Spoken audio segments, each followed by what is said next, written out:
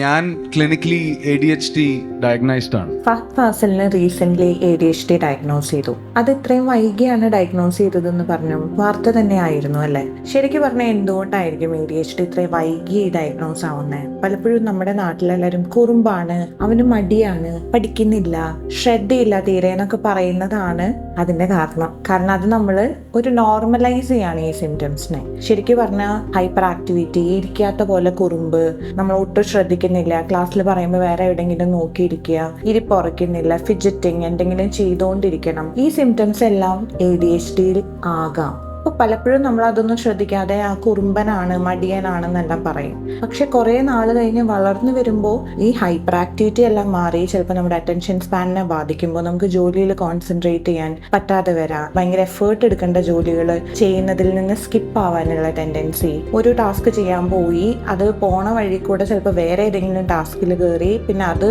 എല്ലാം മറന്ന് ആദ്യം എന്തിനാ പോയെന്ന് പോലും ഓർമ്മയില്ലാത്ത രീതിയിലെല്ലാം അറ്റൻഷൻ വളരെ മാറി മറിഞ്ഞും വരാം. ഇതെല്ലാം ADHDയുടെ സിംറ്റംസ് ആയിട്ട് റിലേറ്റഡ് ആണ്. അപ്പം നിങ്ങൾക്ക് സംശയം ഉണ്ടെങ്കിൽ അല്ലെങ്കിൽ നിങ്ങളുടെ കുട്ടികൾക്കായാലും അങ്ങനെ ഹൈപ്പർ ആക്ടിവിറ്റി, വിജിറ്റിംഗ്, പഠിക്കുന്നില്ല, ശ്രദ്ധയില്ല എന്നൊക്കെ തോന്നുന്നുണ്ടെങ്കിൽ ഒരിക്കലും ഒരു അസസ്മെന്റ് എടുക്കാൻ മടി കാണിക്കരുത്. ഏർലി ഡയഗ്നോസിസ് ആണ് എപ്പോഴും ക്വാളിറ്റി ഓഫ് ലൈഫ് ഇംപ്രൂവ് ചെയ്യാനും മാനേജ് ചെയ്യാനും ഈസി ആയിട്ടുള്ളത്.